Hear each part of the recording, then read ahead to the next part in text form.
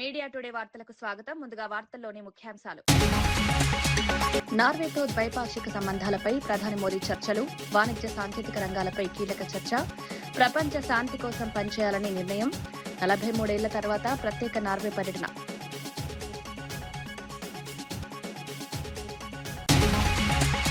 విపత్తుల నిర్వహణకు ఆధునిక సాంకేతికతపై పొంగులెత్తి దృష్టి, డ్రోన్లతో అత్యవసర సేవల బలోపేతం, విపత్తుల్లో సమన్వయానికి డిజిటల్ టెక్నాలజీ, ప్రజల భద్రతకు ఆధునిక వ్యవస్థలే కీలకం.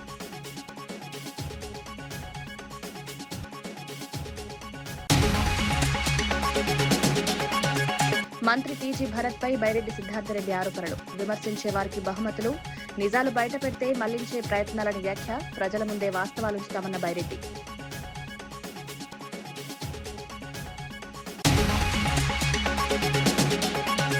ఇంధన ధరల పెంపుపై వైసీపీకి కౌంటర్ ఇచ్చిన రవికుమార్, అంతర్జాతీయ ముడి చమురు వల్లే ధరల పెరుగుదల, అదనపు పన్నులు విధించలేదన్న ప్రభుత్వ విప్, ధరలపై నిరసనలు తాడేపల్లి వద్ద చేయాలన్న కూన.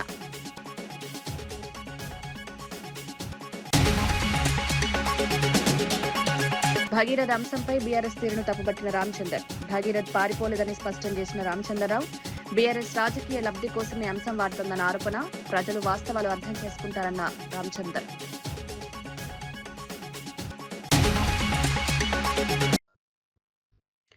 జగిత్యాల కేంద్రీయ విద్యాలయం భూమి ప్రతిపాదనల అంశంపై నిజామాబాద్ బీజేపీ ఎంపీ ధర్మపురి అరవింద్ తీవ్రస్థాయిలో స్పందించారు.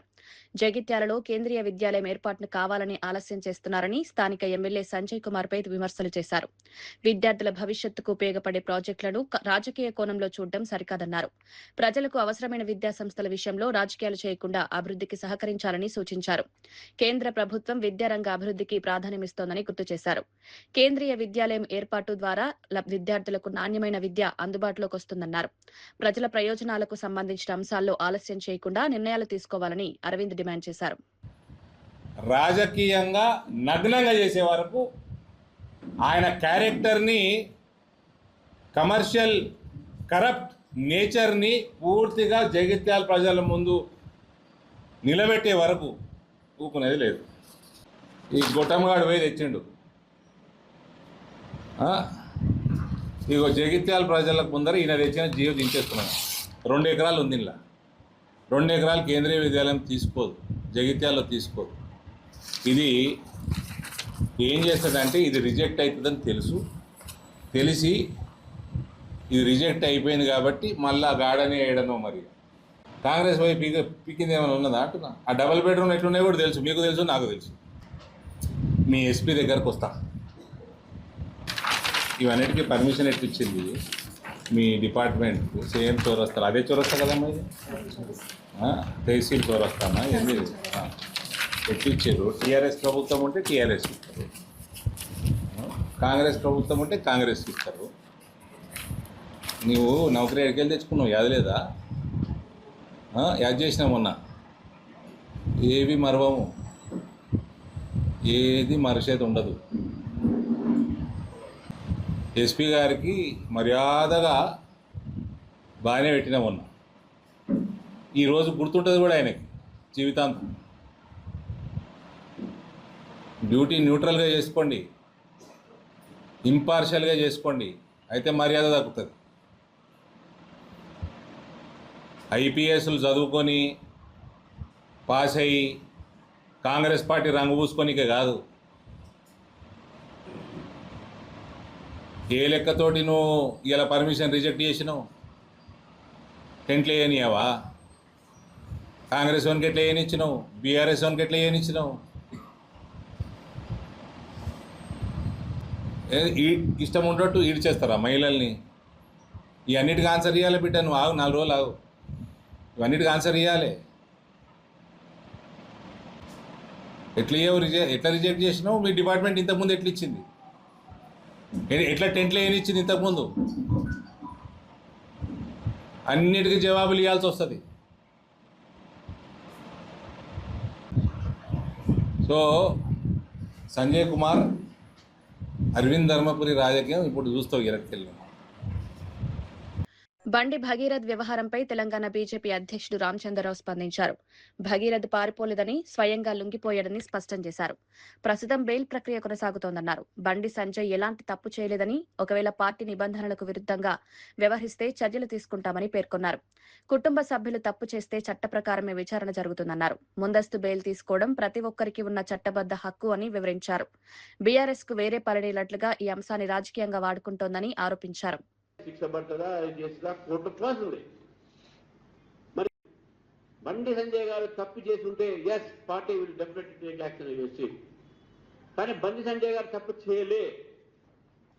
బండి సంజయ్ గారి యొక్క కొడుకు ఇట్లా కుటుంబ సభ చేసుంటే, నేను ఒకటే మాట అంటున్నాను, కుటుంబ సభ చేస్తుంటే ఎస్ అతని మీద చర్య ఉండాల్సిందే. లీగల్ గా చట్ట ప్రకారం ఏ కార్యక్రమం ఆయన ఉండాలి, అవన్నీ కూడా జరుగుతాయి. శిక్ష పడుతుందా చేస్తుందా కోర్టు క్లాస్ ఉంది.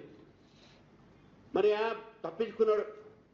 ఏ వ్యక్తి అయినా సరే లీగల్ గా ఒక కేసు పడితే వాళ్ళు లీగల్ స్టెప్ తీసుకుంటారు. Anticipatory bail is legal step. పారిపోవడం కాదు. యాంటిసిపేటరీ బెయిల్ రాకపోతే సరెండర్ అయ్యాడు. చట్టంలో ఉన్నది anticipatory bail provision. There is nothing wrong in it. Returnable ప్లాట్ల అంశంపై మాజీ మంత్రి పేర్ని నాని చంద్రబాబు ప్రభుత్వంపై తీవ్ర విమర్శలు చేశారు. సొంత వారికి మాత్రమే ప్రాధాన్యమిస్తూ అభివృద్ధి చేసిన ప్లాట్లను కేటాయిస్తున్నారని ఆరోపించారు. భూములిచ్చిన సాధారణ రైతులకు మాత్రం ఇప్పటికీ హామీలు అమలు కాలేదన్నారు. 2 ఏళ్లలో ప్రభుత్వం పూర్తిగా దారి తప్పిందని విమర్శించారు. రైతుల త్యాగాలతో ఏర్పడిన అమరావతి విషయంలో సమానత్వం పాటించాల్సిన అవసరం ఉందన్నారు. సాధారణ రైతుల ప్రయోజనాలను విస్మరించి కొందరికే ప్రయోజనం చేకూరేలా వ్యవహరించడం సరికాదన్నారు. ప్రజల విశ్వాసాన్ని నిలబెట్టుకోవాలంటే రైతులకిచ్చిన హామీలను వెంటనే అమలు చేయాలని డిమాండ్ చేశారు.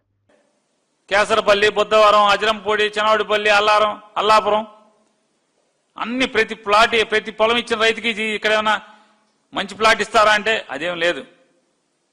గమ్మత్తు ఇంకోటి, 29 గ్రామాల్లో ఉన్నటువంటి రైతాంగం ఎకరం భూమి ఇస్తే 1250, 1000 రెసిడెన్షియల్, 250 కమర్షియల్. కానీ గన్నవరంలో పొలం ఇచ్చిన వాళ్ళు మాత్రం 450 కమర్షియల్, 1000 రెసిడెన్షియల్.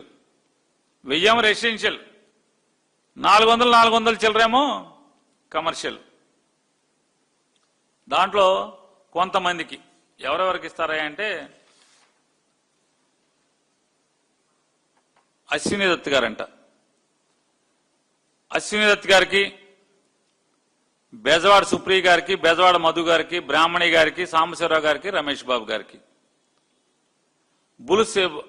బొలు శ్రీనివాసరావు గారికి, అట్లాగే ఆలూరు బుజ్జి గారు వాళ్ళ కుటుంబానికి. వీళ్ళకి మాత్రం మంచి ప్రైమ్గా ఇస్తారు.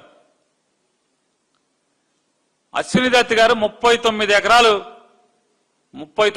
గన్నవరంలో ఇచ్చారంట. 39 ఎకరాలు గన్నవరంలో ఇస్తే వారికి ప్రైమ్ ల్యాండ్ కింద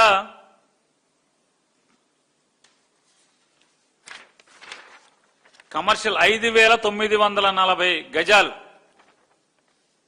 ఎత్తు చూపిస్తే అటు వీడియో పీకేయండి, నానిగడి వీడియో పీకేయండి. పోలీసుని ఎస్ఐ గారు కొట్టేస్తాడు వెంటనే. శాన్ ఫ్రాన్సిస్కో, న్యూయార్క్, ఎక్కడికి పడితే అక్కడికి, ఆ కంపెనీలు ఎక్కడుంటే అక్కడికి లెటర్ కొట్టేస్తారు డైరెక్ట్ గా. కొట్టేసేమని పేరు నానిగడి మాట్లాడిన వీడియోలు, లేకపోతే వైఎస్ఆర్ కాంగ్రెస్ పార్టీని వాళ్ళు మాట్లాడిన మాటలన్నీ కూడా సమాజంలో అశాంతిని, అలజడిని రేకెత్తిచ్చేస్తాయి. సమాజంలో మర్డర్లు అయిపోతాయి. మొత్తం వెంటనే తీసేయండి. గవర్నమెంట్ అప్రతిష్ట పాలైపోతుంది, గవర్నమెంట్ డిగ్రేడ్ అయిపోతుంది. తప్పులు చేసి గవర్నమెంట్ డిగ్రేడ్ అవ్వక ఏమవుద్ది? మరి తప్పులు చేసి డిగ్రేడ్ అవ్వక ఏమవుతుంది అంటున్నా. 24 నెలలు గడవలేదు,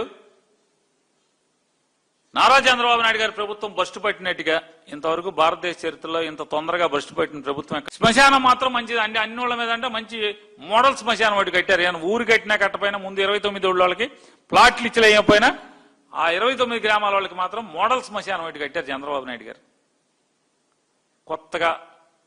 కొత్త రకం అంటే మామూలు ఏదైనా శవం దహనమే కదండి, లేకపోతే పాతేయటం. ఇంతకు మించి చచ్చిపోయిన తర్వాత ఇంకేముంటది మనిషికి? నేనైనా మీరైనా ఎవరైనా అదే కదా. అసలు బతకటాకేదయ్యా, బతకటాకి మంచిళ్ళు అయ్యి, ఆ గ్రామాల్లో బ్రతకటాకి మంచిళ్ళు అయ్యి, రోడ్లు అయ్యి, డ్రైన్లు అయ్యి, అసలు ఆ ఊర్లు అలా ఉంచొచ్చా అని అడుగుతున్నాను. వాళ్ళ గురించి పట్టించుకోరా అంటున్నాను. వాళ్ళ చుట్టూనేమో 1,00,000 కోట్లు ఆవిరైపోతుంది 29 గ్రామాల చుట్టూ. ఏదో అన్న సామెత అంగట్లో అన్నీ ఉన్నాయి అల్లు నోట్లో చేనున్నట్టు పొలాలన్నీ ఆలై వాళ్ళకి ప్లాట్లు ఎవరు, వాళ్ళ ప్లాట్లో రోడ్లు లేరు, ప్లాట్లు చూపించరు. ఈ పెద్ద పెద్ద వాళ్ళందరూ ఎక్కడెక్కడో గన్నవరం, శంకవరం, ఆ వారం ఈ వారంలో ఇచ్చినాడేమో అప్పులు తెచ్చేసుకుంటారు. ఎస్ఆర్ఎం వాళ్ళు అప్పు తెచ్చేస్తాడు, విట్టోళ్ళు అప్పు తెచ్చేస్తారు. ఆంధ్రప్రదేశ్లో ఓటర్ల జాబితా ప్రత్యేక సవరణ కార్యక్రమం జూన్ 15 నుంచి ప్రారంభం కానుంది. జూన్ 15 నుంచి జూలై 14 వరకు ఇంటింటి సర్వే నిర్వహించనున్నట్లు వెల్లడించారు. అనంతరం జూలై 21న ముసాయిదా ఓటర్ల జాబితా విడుదల కానుంది. అభ్యంతరాలు స్వీకరించి పరిశీలించిన తర్వాత సెప్టెంబర్ 22న తుది జాబితా ప్రకటించనున్నారు. ఈ ప్రక్రియలో బూత్ లెవెల్ ఏజెంట్లు కీలక పాత్ర పోషిస్తారని తెలిపారు. బీఎల్ఓలు, బీఎల్ఏల మధ్య సమన్వయం బలోపేతం చేయాలని సూచించారు. ఓటర్ల వివరాల విషయంలో నిర్లక్ష్యం చేయకుండా ప్రతి దశలో అప్రమత్తంగా వ్యవహరించాలని నాయకత్వం సూచించింది. వెయిట్ చేయని అవసరం లేకుండా ముందే ఇప్పుడే రేపు పోయి ముందు బిఎల్ఓతో కూర్చొని ఇప్పుడు ఆల్రెడీ దీనివల్ల ఒక ఐడియా వచ్చింది. ఏది మనం ఏజ్ రీత్యా చూస్తే కొన్ని సర్టన్ నేమ్స్ 1000 మందిలో 50 మందో 100 మందో 150 మందో 41 ఉండకపోవచ్చు. ఈ రీజన్ కాక వేరే రీజన్స్ వల్ల లింకప్ కానీ ఏదైతే ఉంటాయో వాటిని బిఎల్ఓ ఆల్రెడీ అబ్జర్వ్ చేసింటారు. ఎందుకంటే తనకు 2 లిస్టులు ఉన్నాయి కాబట్టి పెట్టుకొని మ్యాపింగ్ చేశారు కాబట్టి 2002 లిస్టుతో లింకప్ కానీ ఉంటే అంటే ఫాదర్ బంధుత్వం వలన లేదా అప్పటికి తనే ఓటర్ అయి ఉండడం కానీ ఉంటే వాటిని తీసేస్తే అవి మన దాంట్లోకి యాడ్ చేసుకుంటే ఈలోగా గన మన బిఎల్ఏ ఆ ఇళ్ళ దగ్గరికి వెళ్ళగలిగితే మన వాళ్ళ సింపతైజ్ మన ఓట్లు ఏముంటాయో వాటి దగ్గరికి వెళ్ళి వాళ్ళవి ఏమేమి ఆధారాలు ఉన్నాయో ఏమేమి కలెక్ట్ చేసి పెట్టుకోవాలో వాళ్ళని ఎన్లైటన్ చేయడం. సో దట్ బిఎల్ఓతో పాటు వచ్చే టైంకి అవి రెడీగా వాళ్ళు పెట్టుకుని ఉంటాయి. ఈరోజు మాట్లాడితే తెలిసింది అప్పుడు కూడా బిఎల్ఓ తీసుకోడు, ఓన్లీ ఎన్యూమరేషన్ ఫామ్ ఇచ్చి వెళ్తాడు అనేది. ఎన్యూమరేషన్ ఫామ్ ఇంట్లో ఇచ్చిపోయి 4 రోజుల్లో అంటే వారం రోజులు మినిమం టైం ఇచ్చి వారం రోజుల తర్వాత 3 times అతను మళ్ళీ వెళ్ళాలి ఒకవేళ ఫామ్ రాకపోతే. మరి 3 times పొద్దున మధ్యాహ్నం సాయంత్రానికి వెళ్ళేసి వెళ్ళాను అనొచ్చా తెలియదు నాకు. వారం తర్వాత ఇమ్మీడియట్గా ఇంటికి వెళ్ళేసి కొట్టేసి లేడు అని చెప్పేసి లేదా ఫామ్ రాలేదని రాసుకోవచ్చో తెలియదు. ఇవన్నీ ఆ చిన్న గ్రౌండ్ మీదకి పోయి నాకు తెలియాల్సింది. మన ఇళ్ళ దగ్గరికి వచ్చేసరికి అలాంటి పరిస్థితి రాకుండా మన బిఎల్ఏ అలర్ట్గా ఉండడం ఎట్లా చేయాలి చూసుకోవాలి. రెండవది ఎన్యూమరేషన్ ఫామ్ లింకప్ అయిన వాళ్ళు ఇవ్వాలి, లింక్ కాని వాళ్ళు ఎలాగో ఇవ్వాలి. ఎన్యూమరేషన్ ఫామ్ పోకపోతే ఓటు పోతుంది ఆటోమేటిక్గా, లింక్ అయినోడైనా సరే. ఖచ్చితంగా చేరాలి. 3వ పాయింట్ తెలుస్తున్నది అంటే డ్రాఫ్ట్లో నువ్వు పూర్తి ఇనెలిజిబుల్ అయినా వాళ్ళ ప్రకారం కానీ రియల్గా కూడా నువ్వు ఎన్యూమరేషన్ ఫామ్ ఇస్తే దాన్ని అయితే ఎంటర్ అయిపోతుంది డ్రాఫ్ట్లో. ఆ తర్వాత డ్రాఫ్ట్లో మళ్ళీ తర్వాత క్లెయిమ్స్ అబ్జెక్షన్స్లో మనం పెట్టి వాటికి తీయించాలి. అంటే బిఎల్ఏ కనుక సరిగా ఉంటే ఫస్ట్ ఓటు తీయడానికి లేకుండా అయితే. తెలంగాణలో రైతులు పండించిన వడ్లు, మొక్కజొన్న కొనుగోళ్లపై మాజీ ఎమ్మెల్యే పిఎన్ రెడ్డి ప్రభుత్వాన్ని ప్రశ్నించారు. రాష్ట్ర వ్యాప్తంగా రైతులు ఇబ్బందులు పడుతున్నా ప్రభుత్వం స్పందించడం లేదన్నారు. కనీసం ముఖ్యమంత్రి నియోజకవర్గమైన కొడంగల్లో రైతుల పరిస్థితి అయినా పరిశీలించాలని సూచించారు. రైతులు పంట నమ్ముకునేందుకు తీవ్ర ఇబ్బందులు పడుతున్నారని పేర్కొన్నారు. కొనుగోలు కేంద్రాల్లో సరైన ఏర్పాట్లు లేక రైతులు నష్టపోతున్నారన్నారు. రైతుల కష్టాన్ని అర్థం చేసుకుని తక్షణ చర్యలు తీసుకోవాలని డిమాండ్ చేశారు. వ్యవసాయానికి ప్రాధాన్యమిస్తామని చెప్పిన ప్రభుత్వం ఇప్పుడు రైతుల సమస్యలపై మౌనం పాటించడం సరికాదన్నారు. తెలంగాణ అంతా కొనడానికి చేత కాదు కానీ కనీసం కొనగలు అయితే కొనాలి కదా. ఇక్కడ గన్నుబోగులు లేవు. 3 రోజులు అవుతుంది. రైతులంతా కుప్పల కాడ వండుకుంటారు. రాత్రి పూట ఎండకి ఎండిపోతారు. ఇప్పుడు చూస్తా ఉన్నారు. ఇక చాలా మంది మహిళా రైతులందరూ ఇక్కడిని ఎండ 20 కూడా కూర్చొని ధర్నా చేస్తారంటే మీరు అర్థం చేసుకోవాలి ఎంత బాధ ఉన్నది. రైతులలో ఎంత బాధ ఉందో, కొడంగల్ రైతుల ఎంత బాధ. లారీలు లేవు, గన్నుబోగులు లేవు. గతంలో ముఖ్యమంత్రి గారు కేసీఆర్ గారు ఉన్నప్పుడు, మన ప్రభుత్వం ఉన్నప్పుడు ముందు చూపుతాను 2 నెలల ముందే ఒక రివ్యూ పెట్టాం. ఒక వరి పంట వస్తుందంటే, వరి ధాన్యం వస్తుందంటే 2 నెలల ముందు ఈరోజు రివ్యూ పెట్టి ఎంత ధాన్యం వస్తుంది, ఎంత గన్ని బ్యాగులు అవుతాయి, ఎన్ని లారీలు పడతాయని ముందే రివ్యూ పెట్టి బ్రహ్మాండంగా ప్లాన్ చేసి ఈ గన్ని బ్యాగులు కూడా కలకత్తాకి వెళ్ళి బీహార్కి వెళ్ళి ట్రైన్లలో తెప్పించేటోడు కేసీఆర్ గారు, బయట రాష్ట్రాలకి వెళ్ళి తెప్పించి సంచరించేటోడు. అట్లాంటి పాలన కేసీఆర్ గారు చేస్తే కనీసం రివ్యూ కూడా చేయలేదు పెద్ద ముఖ్యమంత్రి రేవంత్ రెడ్డి గారు. ఈ రోజు రైతులకు గన్ని బ్యాగులు ఇవ్వాలంటే ఒక్కొక్క సంచికి 50 రూపాయలు తీసుకుంటున్నారు. రైతుల తన 50 రూపాయలు తీసుకొని సంచి ఇస్తున్నారు. ఈ రోజు ఒక పళ్ళ క్వింటాలకు 6 నుంచి 10 కిలోలు కట్ చేస్తా ఉన్నారు. 10 కిలోలు కట్ చేస్తున్నారు. మరి అధికారులు రైస్ మిల్లర్ కుమ్ముకయ్యరా, కాంట్రాక్టర్లు కుమ్ముకయ్యరా, ప్రభుత్వమే లేదా తిరుపతి రేవంత్ రెడ్డితో రైస్ మిల్లర్లు కుమ్ముకయ్యరా, కాంట్రాక్టర్లు కుమ్ముకయ్యరా, ఎవరు కుమ్ముకయ్యరో తెలంగాణ ప్రజలకు కొడంగల్ రైతులకు సమాధానం చెప్పాలి. 10 కిలోలు తీస్తా ఉన్నారు ఒక్కొక్క తరుగు అని చెప్పి ఆడగాల పండించి కష్టపడి పండించి రైతు దగ్గర 10 కిలోలు ఒక క్వింటాల్ 10 కిలోలు కట్ చేస్తా ఉన్నాడు. రాష్ట్రంలో రైతుల పరిస్థితి ఆందోళనకరంగా మారిందని మాజీ మంత్రి సబితా ఇంద్రారెడ్డి అన్నారు. పంట అమ్ముకునే పరిస్థితి లేక రైతులు ఇబ్బందులు పడుతున్నారని పేర్కొన్నారు. ఇప్పటి వరకు వడ్లు, మొక్కజొన్న కొనుగోళ్లపై ప్రభుత్వం సమీక్ష కూడా నిర్వహించలేనిదని విమర్శించారు. పంట సాగు దిగుబడులపై ప్రభుత్వానికి స్పష్టమైన అంచనాలు లేవని ఆరోపించారు. ముఖ్యమంత్రి నియోజకవర్గం కొడంగల్లోనే పరిస్థితి తీవ్రంగా ఉంటే రాష్ట్ర వ్యాప్తంగా రైతుల పరిస్థితి ఎలా ఉంటుందో అర్థం చేసుకోవచ్చన్నారు. రైతుల సమస్యలు పరిష్కరించకపోతే ఆందోళనలు మరింత పెరుగుతాయని హెచ్చరించారు. కనీసం సంచులు ఇవ్వలేదని దగ్గరకు వచ్చినాక ఏం చెప్పారంటే ఈ రోజు కొన్ని సంచులు వచ్చినాయి, దౌలతాబాద్ లో ధర్నాన్ని కాబట్టి రైతుల మీద తీసుకొని పోయినామని. సంతోషం. ఒక్క కొడంగల్ నియోజకవర్గానికి 27 లక్షల గన్ని బ్యాగులు సంచులు అలాట్ చేసినామన్నారు కదా, మరి రైతులకు ఎందుకు ఈ కష్టం వస్తుంది? ఈరోజు చూస్తే 20,000 40,000 బస్తాలు ఇచ్చిందట. కొన్ని బస్తాలన్నా ఫ్రీగా ఇస్తుందంటే లేదు. కేసీఆర్ ఉన్నప్పుడు ఫ్రీగా బస్తాలు ఇస్తుంది. ఇప్పుడు 50 రూపాయల బస్తాకి అంటే 5,000 పెడితే గానీ 100 బస్తాలు ఇస్తలేరట. ఎందుకు రైతులు దానికి పే చేయాలనేది దయచేసి రేవంత్ రెడ్డి గారు ఒకసారి ఆలోచించండి. ముఖ్యమంత్రి గారు ఎన్నికల కన్నా ముందు ఎన్నో హామీలు ఇచ్చినారు. అవి సాధ్యం కాదని తెలిసిన కేసీఆర్ గారిని ఎట్లా బదలాం చేయాలని ఆలోచనతోని, రైతులను ఎట్లా మోసం చేయాలని ఆలోచనతోని ఎన్ని హామీలు ఇచ్చినా మనం అందరం చూస్తున్నాం. ఇదే కాకుండా తూకం చేస్తున్నప్పుడు క్వింటాల్ కి 13 కిలోల ధాన్యం తీస్తుందని చెప్తా ఉన్నారు. 10 కిలోలు వీళ్ళు తీస్తే 3 కిలోలేమో రైస్ మిల్స్ వాళ్ళు తీస్తున్నారు. 13 కిలోల తరుగు తీస్తుందని చెప్తా ఉన్నారు. రేవంత్ రెడ్డి గారికి ఏమో సంచులకి డబ్బులు ఇవ్వాలి, అక్కడేమో తరుగు తీయబట్టి రోడ్ల మీద ఎండబెట్టి అవి ఊడ్చి కేశ లోపలనే అలా ఆడకొంత పోతా ఉంటాయి. వర్షం వస్తే అడ్డుపోతా ఉంది. హమాలీలకు సంబంధించి కూడా ఇబ్బంది, లారీలు రావు. మరి రైతు ఏం చేయాలో ఒకసారి చెప్పాల్సిన అవసరం ఉంది రేవంత్ రెడ్డి గారికి. ఎందుకంటే కొడంగల్లోనే ఈ పరిస్థితి ఉంటే రాష్ట్రంలో పరిస్థితి ఏంటి? ఇప్పుడు ఒక రైతు ఇచ్చాడు నాకు. పెట్రోల్, డీజిల్ ధరల పెంపుపై ప్రభుత్వ విప్ కూర రవికుమార్ స్పందించారు. అంతర్జాతీయంగా ముడి చమురు ధరలు పెరగడం వల్లే ధరలు పెరిగాయన్నారు. రాష్ట్ర ప్రభుత్వం ఒక్క పైసా కూడా అదనపు పన్ను విధించలేదని స్పష్టం చేశారు. వైసీపీ హయాంలో వ్యాట్, రోడ్ సెస్ పేరుతో భారీగా ధరలు పెంచారని విమర్శించారు.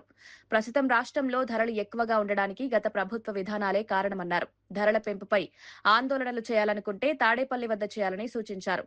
ప్రజలను తప్పుదారి పట్టించే ప్రచారాల కంటే వాస్తవాలు తెలుసుకోవాలని కూన రవికుమార్ పేర్కొన్నారు. వాస్తవం. ఈరోజు డాలర్ మారకం విలువ ప్రభావం కూడా ఇంధన ధరల మీద పడతా ఉంది.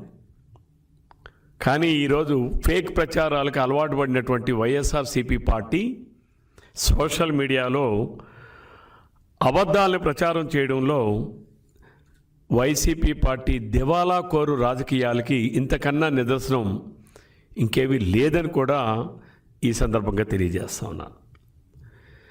అధికారంలో ఉన్నప్పుడు పన్నులు మాత్రం మోయించావు, ప్రజలపైన పన్నులు వర్షం కురిపించావు. ఇప్పుడేమో ప్రజల పక్షాన మాట్లాడుతున్నట్టు రాజకీయ కపటత్వానికి పరాకాష్ఠగా ఉంది అని చెప్పి ఈ సందర్భంగా తెలియజేస్తున్నాను. 5 సంవత్సరాల పాటు ఒక్క ఛాన్స్ అని అధికారంలోకి వచ్చి 5 సంవత్సరాల పాటు ప్రజల రక్తాన్ని పీల్చి పిప్పి చేసి ఇప్పుడు నీతులు చెప్తా ఉంటే నీ మాటలు నమ్మే స్థితిలో ఎవరైనా ఉన్నారా అని చెప్పి నేను జగన్మోహన్ రెడ్డి గారిని సూటిగా ప్రశ్నిస్తాను. కర్నూలు రాజకీయాల్లో వైఎస్ఆర్సీపీ యువనేత బైరెడ్డి సిద్ధార్థరెడ్డి చేసిన వ్యాఖ్యలు చర్చనీయాంశంగా మారాయి. మంత్రి టీజీ భరత్ పై ఆయన తీవ్ర ఆరోపణలు చేశారు. తనను విమర్శించే వారికి, సోషల్ మీడియాలో తనపై పోస్టులు చేసేవారికి ప్రత్యేక బహుమతులు ఇస్తున్నారన్నారు. తనకు అసెంబ్లీ టికెట్ రాలేదని వ్యాఖ్యానించడం విడ్డూరంగా ఉందన్నారు. ఎమ్మెల్యే కావాలనే కోరిక తనకంటే మంత్రికి ఎక్కువగా ఉందేమోనని కౌంటర్ ఇచ్చారు. ఆత్మహత్య చేసుకున్న సతీష్ కుటుంబానికి ఏ ఫార్మా కంపెనీ నుంచి డబ్బులొచ్చాయో బయటపెట్టేందుకు సిద్ధంగా ఉన్నానన్నారు. నిజాలు బయటపెడితే వాటిని మళ్లించే ప్రయత్నాలు జరుగుతాయని ఆరోపించారు. ఉద్దేశంతో మేము ఆ రోజు ధర్నా చేయడం జరిగింది. అంతేకాకుండా బాలు అనే పిల్లోడిపైన పోలీసుల వేధింపులు ఆగాల అనే ఉద్దేశంతో మేము ధర్నా చేసినాం. అంతేకాకుండా 3వ పట్టణ సిఐ గారి పైన చర్యలు తీసుకోవాలనే ఉద్దేశంతో మేము కలెక్టర్ ఆఫీస్ దగ్గర ఈ నెల 14వ తేదీన ధర్నా చేయడం జరిగింది. ప్రభుత్వాన్ని ప్రశ్నించినామని, మంత్రి గారిని ప్రశ్నించినామని గడిచిన 3 రోజులుగా తెలుగుదేశం పార్టీ వాళ్ళు, స్థానిక తెలుగుదేశం పార్టీ వాళ్ళు, ఎమ్మెల్యేలు, మంత్రులు, ఎంపీలు, లోకల్ ఉన్న రౌడీ సీటర్లు, చివరిగా నిన్న మొన్న టీజీ వెంకటేష్ గారు అందరూ కూడా రకరకాలుగా మాట్లాడినారు. వాళ్ళ మాటలకు సమాధానం చెప్పాలనే ఉద్దేశంతోనే ఈరోజు ఈ ప్రెస్ మీట్ని ఏర్పాటు చేయడం జరిగింది. టీజీ భరత్ గారు సతీష్ కుటుంబాన్ని పిలిపించుకొని ఆ కుటుంబానికి న్యాయం చేసింటే ఈ కర్నూలు టౌన్లో ఆయన స్థాయి 100% పెరిగేది. ఆయన ఆ పని చేయకుండా సిద్ధార్థ రెడ్డిని తిట్టిన వాళ్ళకి 10,000 రూపాయలు, సిద్ధార్థ రెడ్డి పైన సెల్ఫీ వీడియో చేసిన వాళ్ళకి 20,000 రూపాయలు, ప్రెస్ మీట్ పెడితే గాన కార్పొరేటర్ సీటు, అంతకన్నా ఎక్కువ సిద్ధార్థ రెడ్డి ఇంటిపైకి పోతామని చెప్తే గాన స్టోర్ బియ్యము, ఈ మాటలు, ఈ డీల్లు అన్నీ చేయడంతో ఆయన స్థాయి 500% ఈ కర్నూల్లో పడిపోయింది. నేను అడిగిన ప్రశ్న ఏంది, వాళ్ళని సతీష్ అనే కుటుంబానికి ఒక దళిత పిల్లోడికి న్యాయం చేయమని నేను అడిగితే ఆయన ప్రెస్ మీట్ పెట్టి చెప్పిన మాట ఏమో తెలుసా? సిద్ధార్థ, నువ్వు టికెట్ తెచ్చుకో, 3 ఎలక్షన్లు చేసినావు, 3 ఎలక్షన్లు చేసినా కూడా నీకు ఏ పార్టీ టికెట్ ఇవ్వాలి అని మాట్లాడుతున్నాడు ఆయన. భరత్ గారు, మీ వయసు ఎంత సార్? 50 సంవత్సరాలు. మీరు ఎమ్మెల్యే అయింది ఏ వయసులో? తెలంగాణలో విపత్తుల నిర్వహణ వ్యవస్థను మరింత బలోపేతం చేసేందుకు రాష్ట్ర ప్రభుత్వం ఆధునిక సాంకేతికతను అందుబాటులోకి తీసుకురానుంది. మంత్రి పొంగులేటి శ్రీనివాసరెడ్డి ఈ విషయాన్ని ప్రకటించారు. సహజ విపత్తుల సమయంలో అత్యవసర పరిస్థితులను వేగంగా ఎదుర్కొనేందుకు ఆధునిక పరికరాలు ఉపయోగించనున్నట్లు తెలిపారు. డ్రోన్లు, డిజిటల్ కమ్యూనికేషన్ వ్యవస్థలు, అంతర్జాతీయ ప్రమాణాల సాంకేతికతను ప్రవేశపెట్టనున్నట్లు వెల్లడించారు.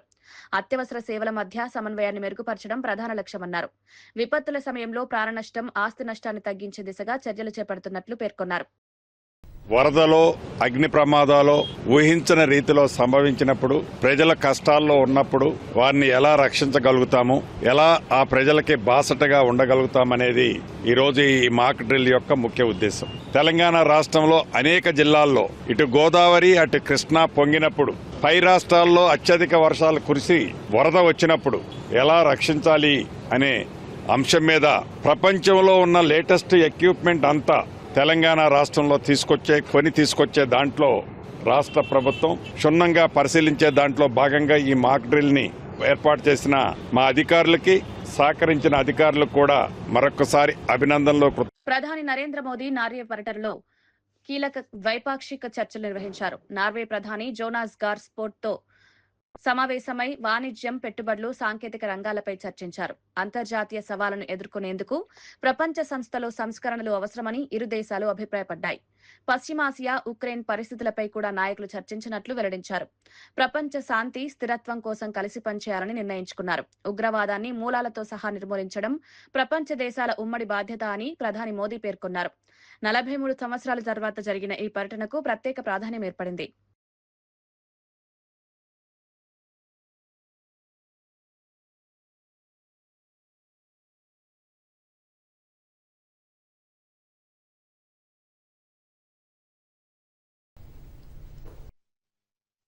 फ्रेंड्स, भारत और नॉर्वे दोनों रूल्स बेस्ड ऑर्डर, डायलॉग और डिप्लोमेसी में विश्वास रखते हैं. हम एकमत है कि मिलिट्री कॉन्फ्लिक्ट से किसी भी मुद्दे का समाधान नहीं निकल सकता.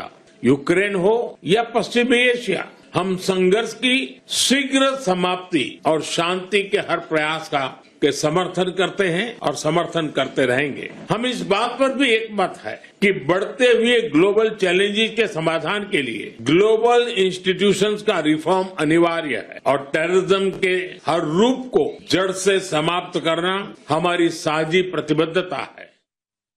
శ్రీకాళహస్తిలో నూతనంగా నిర్మించిన 2వ టౌన్ పోలీస్ స్టేషన్ భవనాన్ని మంత్రులు అనిత, అనగాని సత్యప్రసాద్ ప్రారంభించారు. 2,75,00,000 రూపాయల వ్యయంతో ఈ భవనం నిర్మించారు. భక్తుల భద్రతకు ప్రభుత్వం అత్యంత ప్రాధాన్యమిస్తోందని హోంమంత్రి అనిత తెలిపారు. శ్రీకాళహస్తికి వచ్చే భక్తులకు పటిష్ట భద్రతా ఏర్పాట్లు చేస్తున్నట్లు వెల్లడించారు. కార్యక్రమం అనంతరం పోలీసులు సిబ్బంది పిల్లల్లో 10వ తరగతి ఇంటర్ ప్రతిభ కనబరిచిన విద్యార్థులను సన్మానించి బహుమతులు అందజేశారు. ప్రజలకు మరింత మెరుగైన పోలీసు సేవలు అందించేందుకు ప్రభుత్వం చర్యలు తీసుకుంటుందన్నారు.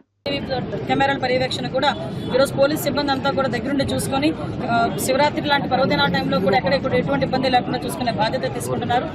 చంద్రబాబు నాయుడు గారు ముఖ్యమంత్రిగా ఉన్నప్పుడు మంచి ఆలోచనలో రాష్ట్రంలో అన్ని ఆఫీస్ బిల్డింగ్స్ కూడా మంచి కట్టాలన్న లక్ష్యంతో ఆ తరుణంలో స్టార్ట్ చేసేటువంటి గత పాలకులు ఇవన్నీ కూడా ఎక్కడ చంద్రబాబు నాయుడు గారు మంచి పేరు వస్తాయనేసి కంటిన్యూటీ గవర్నమెంట్ ని ఎలాగైతే అన్నా క్యాంటీన్ ఆపేశారో ఇలాంటి అభివృద్ధి కార్యక్రమాలు ఆపేయడం మనకు తెలిసిందే. మరి ఈ రోజున స్థానిక శాసనసభ్యులు పొంచాల సుధీర్ గారికి ఒక చొరవతో 2 నెలల ముందు గౌరవ ముఖ్యమంత్రి గారి చేతి మీద జీపీ ఓపెన్ చేయడం, మరి ఈ రోజు మా హోంమంత్రి గారు ఛత్తీస్గఢ్ లోని బస్తర్ ప్రాంతంలో పర్యటించిన కేంద్ర హోంమంత్రి అమిత్ షా కీలక వ్యాఖ్యలు చేశారు. భద్రతా దళాల కృషితో మావోయిస్టుల ప్రభావాన్ని పూర్తిగా నియంత్రించామన్నారు. బస్తర్ ప్రాంత అభివృద్ధికి ప్రత్యేక ప్రణాళికలు సిద్ధం చేస్తున్నట్లు వెల్లడించారు. గిరిజన ప్రాంతాల్లో సేవా కేంద్రాలను ఏర్పాటు చేసి అభివృద్ధిని వేగవంతం చేస్తామన్నారు. 2026 మార్చి నాటికి నక్సలిజాన్ని పూర్తిగా నిర్మూలించే లక్ష్యంతో ముందుకు వెళ్తున్నట్లు తెలిపారు.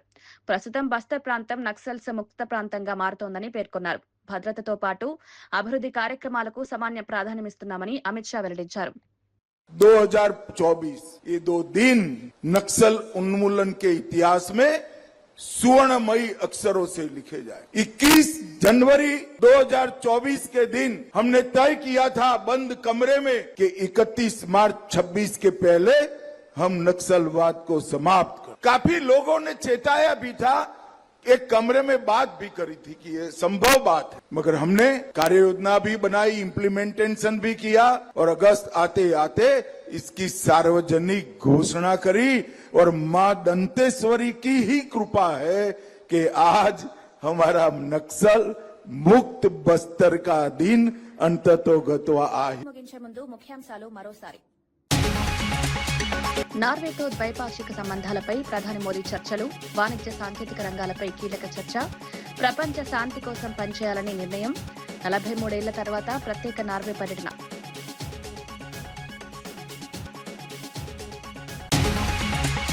విపత్తుల నిర్వహణకు ఆధునిక సాంకేతికతపై పొంగులెట్టి దృష్టి, డ్రోన్లతో అత్యవసర సేవల బలోపేతం, విపత్తుల్లో సమన్వయానికి డిజిటల్ టెక్నాలజీ, ప్రజల భద్రతకు ఆధునిక వ్యవస్థలే కీలకం.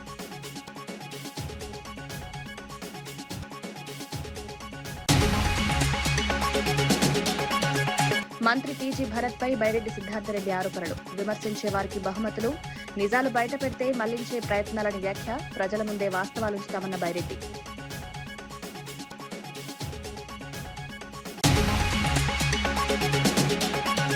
ఇంధన ధరల పెంపుపై వైసీపీకి కౌంటర్ ఇచ్చిన రవికుమార్, అంతర్జాతీయ ముడి చమురు వల్లే ధరల పెరుగుదల, అదనపు పన్నులు విధించలేదన్న ప్రభుత్వ విప్, ధరలపై నిరసనలు తాడేపల్లి వద్ద చేయాలన్న కూన.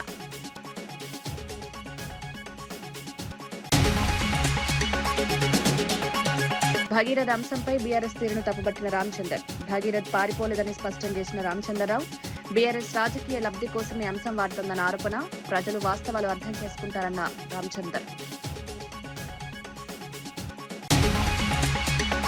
ఇవి ఈనాటి వార్తా విశేషాలు. మరో బులెటిన్లో మళ్ళీ కలుద్దాం. నమస్కారం.